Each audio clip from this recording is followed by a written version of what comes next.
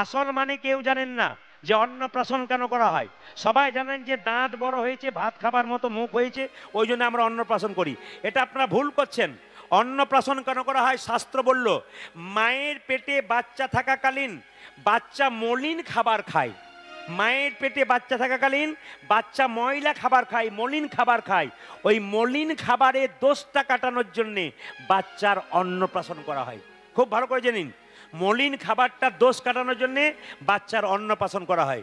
ও মায়েরা, অন্নপ্রাশনের দিনে পরাশর গৃহসূত্রকার বইতে বলল অন্নপ্রাশনের দিনে ছেলেটাকে সকালবেলায় স্নান করিয়ে আপনি ভালো জামা কাপড় পরিয়ে আমার দিকে তাকান, কি করবেন সবাই দেখে নিন।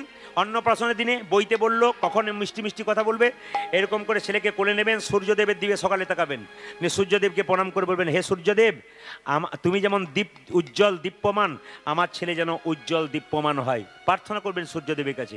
তারপর কি করবেন? মাটিতে শুইয়ে দেবেন। তারপর মন্দিরে গিয়ে শুইয়ে দিয়ে আপনি পরমান্নটা দেবার আগে, পায়েসটা দেবার আগে একটুখানি মধু দিয়ে বলবেন, হে প্রভু, আজকে পরমান্ন দিলাম, আজকে অন্নপ্রাশনের দিনে তার আগে মধু দিলাম, আমার ছেলে যেন মিষ্টি মিষ্টি কথা বলে। আপনাদের দুটো সুযোগ দিলাম, এই দুটো সুযোগ আপনারা ব্যবহার করবেন। যদি না হয় আমাকে বলবেন, দেখে নেবেন বাচ্চা মিষ্টি মিষ্টি কথা বলবে। কোন দিন? বাচ্চাকে জন্ম দেওয়ার পর 21 দিন পর একবার দিতে পারেন, কিংবা অন্নপ্রাশনের দিনে মুখে একবার দিতে পারেন মধু, দেখবেন মিষ্টি মিষ্টি কথা বলবে। কিন্তু মুকুন্দ সরকারের ছেলে জন্ম নিলে সরস্বতী পুজোর দিনে, আজকে সব দোকান বন্ধ, কি করে মধু পাবে? মধু কেনার পয়সা থাকলেও কিনতে পারছে না তো। কি করলো মায়েরা? দুই কানে শোনাইল মধুর হরিনাম, দুই কানে শোনাইল মধুর হরিনাম, দুই কানে শোনাইল মধুর হরিনাম, দুই কানে শোনাইল মধুর হরিনাম, হরিনামে শোনালো, হরিনামে শোনালো, হরিনামে শোনালো, মধুর হরিনামে শোনালো, সংসারের কথা শোনার আগে হরিনামে শোনালো, সংসারের কথা শোনার আগে হরিনামে শোনালো, সংসারের কথা শোনার আগে হরিনামে শোনালো, সংসারের কথা শোনার ওই আগে যে নামে ময়দাহ হলো, সংসারের কথা শোনার ওই আগে যে নাম ময়দাহ হলো, সংসারের কথা শোনার ওই আগে যে নাম ময়দাহ হলো, সংসারের কথা শোনার ওই আগে যে নাম ময়দাহ হলো, সংসারের কথা শোনার ওই আগে যে নাম ময়দাহ হলো, হরিনামে শোনালো, দুই কানে শোনাইল মধুর হরিনাম, দুই কানে শোনাইল মধুর ও মায়েরা, হরিনাম। লক্ষ্য করুন, ছেলেটা যখন হলো, কি পুজোর দিনে হলো জোরে বলুন? সরস্বতী পুজোর দিনে হলো। লীলাটাকে শুনছেন আপনারা, তত্ত্বের মাধ্যমে ছোট ছোট তত্ত্ব লীলাটা শুনছেন। কি পুজোর দিনে হলো? সরস্বতী পুজোর দিনে। মায়ের কাছে প্রার্থনা করছে, আপনাদের সরস্বতী পুজোর দিনে ছেলে হলে আপনারা কি বলেন? যেন গাড়ি পায়, বাড়ি পায়, টাকা পায়, চাকরি হয়, ডাক্তার হয়, ইঞ্জিনিয়ার হয়। বাবা যেমন ছেলে তেমন। বাবা কি চাইলো? মা সরস্বতী, আজকে তোমার পুজোর দিনে ছেলে হয়েছে, আশীর্বাদে করো মা, আশীর্বাদে করো মা, আশীর্বাদে করো মা, আশীর্বাদে করো কি মা, কি যেন ভাগবতে পড়তে পারে, আশীর্বাদে করো মা, যেন ভাগবত পড়তে পারে, আশীর্বাদে করো যেন মা, ভাগবতে পড়তে পারে, আশীর্বাদে করো মা, যেন ভাগবতে পড়তে পারে, আশীর্বাদে করো মা, যেন সংকীর্তন গাইতে পারে, আশীর্বাদে করো মা, যেন সংকীর্তন গাইতে পারে, আশীর্বাদে করো মা, যেন সংকীর্তন গাইতে পারে, হরি হরি হরি বলে, যেন ভাগবতে পড়তে পারে, হরি হরি হরি বলে, সংকীর্তন গাইতে পারে, হরি হরি হরি যেন বলে, ভাগবতে পড়তে পারে, হরি হরি হরি যেন বলে, সংকীর্তন গাইতে পারে, হরি হরি হরি বলে, আশীর্বাদে করো মা। দুই কানে শোনাইল মধুর হরিনাম, দুই কানে শোনাইল মধুর হরিনাম। ছেলেটা জন্ম নিল, নাম রাখলো রঘুনন্দন। আমি আপনাদের এই পুবের ঘেরিতে বলতে চাই, আপনারা যারা ছেলে জন্ম নেবেন, মেয়ে জন্ম দেবেন, নামটা কিন্তু যাকে তাকে দিয়ে রাখাবেন না, আপনার গুরুদেবকে ডেকে নাম রাখাবেন। নামটা পবিত্র নাম রাখবে, তিথি নক্ষত্র অনুযায়ী নাম রাখবে।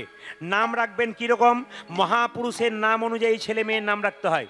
মহাপুরুষ বিদ্যাসাগরের নামে ছেলের নাম রাখবেন, রবীন্দ্রনাথের নামে রাখবেন, সুকান্তের নামে রাখবেন। দেখবেন যদি বড় বড় মহাপুরুষের নামে ছেলের নাম রাখা যায়, মনোবিজ্ঞানীরা বলল ছেলেরা সেরকমই তৈরি হয়। এবার লক্ষ্য করুন, আর মেয়েদের নাম মহিষী নারীর মতো নাম রাখবেন, বিষ্ণুপ্রিয়া, লক্ষ্মীপ্রিয়া, কৃষ্ণপ্রিয়া নাম রাখতে পারেন। আর মায়েরা কিছু মনে করবেন না, ছেলের নাম কৃষ্ণ বিষ্ণু নারায়ণ রাখতে পারেন। যতবার কৃষ্ণ বিষ্ণু বলবেন, 10 বার বলবেন, 2 বার গাল দেবেন, 8 বার তো ভালো বলবেন। তবে কিছু মনে করবেন না, আমি কালকে পরশু তারিখে গান করছিলাম কলকাতায়, যেখানে করছিলাম নাম করবো না, ইউটিউবে চলে যাবে, সেই জায়গাতে গেছি গান করতে। যে ভদ্রলোকের বাড়িতে বাসা, তাকে জিজ্ঞেস করলাম, দাদা আপনার কটা ছেলে মেয়ে? বলছে, দাদা কিছু মনে করবেন না, আমার মেয়ে নাই, আমি পঞ্চপাণ্ডবের বাপ। পঞ্চপাণ্ডব মানে বুঝতে পারছেন?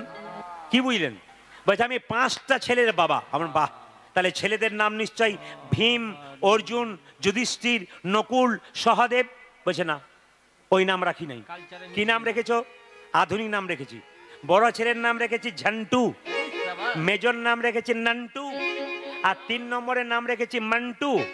মন্টু, নন্টু, ঝন্টু। আর 4 আর 5-এর নাম রেখেছি নাট আর ভল্টু। আমি বললাম দাদা কিছু মনে করবেন না, ঝন্টু মন্টু নন্টু আপনার কাজে লাগবে না, কিন্তু শেষ বয়সে নাট আর ভল্টু আপনার কাজে লেগে যাবে। বললো বুঝতে পারলাম না, শেষ বয়সে আপনার শরীরের পার্টস যখন ঢিলো হবে নাট ভল্টু তখন আপনাকে টাইট করে দিয়ে ছেড়ে দেবে। এই জন্য আপনাদের কাছে নিবেদন রইল মায়েরা, ছেলের নাম রাখবেন কি ভগবানের নামের সঙ্গে। আজকে যে ছেলেটির নাম রঘুনন্দন, তিনি কে? শাস্ত্র বলল কামদেব মদন। কামদেব মদন তার 5টা বাণ কৃষ্ণকে মেরেছিল। কৃষ্ণ বলল কামদেব আমার দেওয়া বাণ তুই আমাকে মারলি, অভিশাপ দিলাম তোর মর্তকুলে জন্ম হোক। কামদেব মদন কেঁদে কেঁদে বলল অভিশাপ যদি দিলে মর্তকুলে জন্ম হোক, আশীর্বাদ দেওয়ার জন্য গোবিন্দের চরণ পাই। তাই সেই কামদেব মদন জন্ম নিল রঘুনন্দন রূপে। পদকর্তা গাইল হা ব্রজের অনঙ্গ ধরিয়ায়ঙ্গ, ব্রজের অনঙ্গ ঘরে জয়ঙ্গ, ব্রজের অনঙ্গ ধরিয়ায়ঙ্গ, উজাজে ব্রজের অনঙ্গ ধরিয়াঙ্গ, গৌরে আওল গৌর সঙ্গ, কবুরে আমনা কবুর সঙ্গ, গৌরে আওল গৌর সঙ্গ, আজি গৌরী যমন গৌর সঙ্গ, ভকতি ভূষণ ভকতবে, উজাজে ভকতি ভূষণ ভকতবে, যে ভকতি ভূষণ ভকতবে, ভকতি ভূষণ ভকতবে, যে লীলায় মহিলা আপনবে, মহিল আপনবে, লীলায় মহিলা আপনবে, উজাজে লীলায় মহিল আপনবে, সোনার নূপুর রাতুল পায়, সোনার নূপুর রাতুল পায়, সোনার নূপুর রাতুল পায়, সোনার নূপুর রাতুল পায়, শেখর শরণ লইনু তাই, শেখর শরণ লইনু তাই, শেখর শরণ লইনু তাই, আজি শেখর শরণ লইনু আমরা তাই, শরণে নিলাম, শরণে নিলাম, আমরা শরণে নিলাম, উজাজে শরণ নীলা, ওরে রঘুনন্দনে শ্রীচরণে শরণে নিলাম, নন্দনের শ্রীচরণে শরণে নিলাম, ওরে রঘুনন্দনে শ্রীচরণে হরি হরি হরি বলে, রঘুনন্দন আজ শ্রীচরণে হরি হরি হরি বলে, রঘুনন্দন শ্রীচরণে আজ হরি হরি হরি বলে, রঘুনন্দন শ্রীচরণে আজ হরি হরি হরি বলে, রঘুনন্দন শ্রীচরণে শরণে নীলা। আমি সবার কাছে নিবেদন রাখবো এই সময় নাড়ু প্রসাদ খাওয়া হবে। সবাই বাবু হয়ে বসুন, সবাই দাদা ভাইরা মায়েরা যারা আছেন সবাই বাবু হয়ে বসুন। ভগবানের সেবা দর্শন করতে হয়, নাড়ু প্রসাদ গ্রহণ হবে, সবাই দর্শন করবেন। দাদা ভাইরা যারা উপরে আছেন তাদের বলবো একটু করজোরে বসুন, মায়েরা করজোরে বসুন, সবাই মাথায় কাপড়টা নিন। যে যেখানে বসে আছেন প্রদীপ পাল দেখতে পাবে না, ভগবান দেখতে পাচ্ছে, সবাই একবারে করজোরে বসুন। আজকে মুকুন্দ সরকার রঘুনন্দন সরকার দুজনে বসে আছে, মুকুন্দ সরকার গোপীনাথকে নাড়ু খাওয়াচ্ছে, সবাই দর্শন করুন। যে যেখানে বসে আছেন একবার গল্প নয়, কোনো গল্প। এই যে টুনটুনির মা এইদিকে প্রেম সে একসঙ্গে হাত তুলে একসঙ্গে বসে থাকবেন, করজোরে বসবেন একবারে। মুকুন্দ সরকার গোপীনাথের মন্দির ঢুকেছে, সবাই দর্শন করুন। এটা গোপীনাথ, গোপীনাথকে বলছে গোপীনাথ নাড়ু খাও, গাইছে মা মা। সবাই দর্শন করবেন, কোনো দিকে তাকাবেন না। এই জায়গাটি বড় মহৎ জায়গা, এই জায়গাটির জন্য আপনি অপেক্ষা করেছিলেন। লীলাটির নাম রঘুনন্দন। অর্ধেকটা পাথরের নাড়ু কেন হলো এখনই দর্শন করবেন সবাই মিলে। মা মা অন্তর মন্দিরে, মন্দিরে কেউ কারো দিকে ইশারা নয়। মা মা অন্তর মন্দিরে জাগো জাগো, সবাই মদন কৃষ্ণ গোপাল গোপাল, মদন কৃষ্ণ গোপাল। উলধ্বনি মম অন্তর মন্দিরে জগ জগ মদন কৃষ্ণ গোপাল গোপাল, মদন কৃষ্ণ হ্যাঁ, গোপাল। আমার সবচাইতে ভালো লাগছে আজকে স্থির হয়ে আপনারা কৃষ্ণ দর্শন করছেন। আপনাদের সকলে কৃপা হোক, সকলে বাড়িতে কৃষ্ণ কি ভক্ত সন্তান হোক। মা মা অন্তর মন্দিরে জাগো জাগো, মদন কৃষ্ণ গোপাল গোপাল রে মদন কৃষ্ণ গোপাল মামা অন্তর মন্দিরে জানো জানো মদন কৃষ্ণ গোপাল গোপাল মদন কৃষ্ণ গোপাল লয়ে রাধা বামে এসো ব্রজ ধামে যে রাধা পাবে এসো ব্রজ ধামে লয়ে রাধা বামে এসো ব্রজ ধামে প্রাণ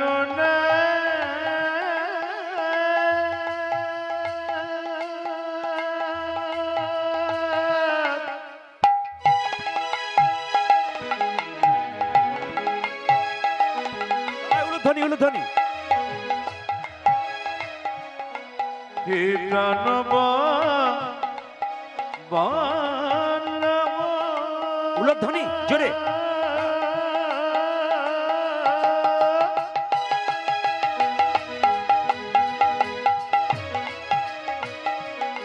হে প্রাণনা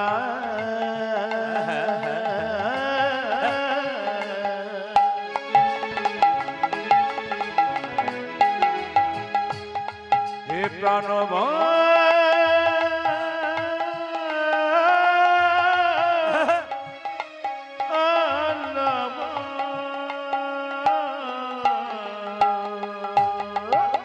লয়ে রাধা পাবে এসো ব্রজ ধামে এসো এসো গিরিধারী লাল মদন কৃষ্ণ গোপাল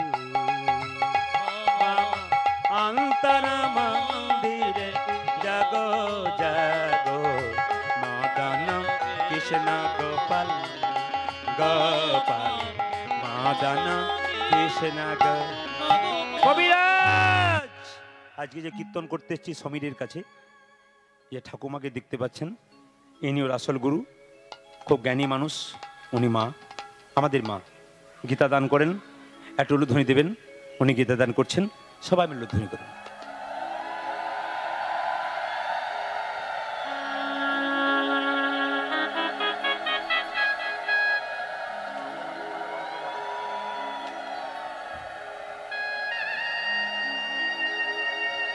এই ছেলেটিকে একটু আশীর্বাদ করে দিন সবাই মিলে হাত তুলে তাই গৌর হরি হরি বল।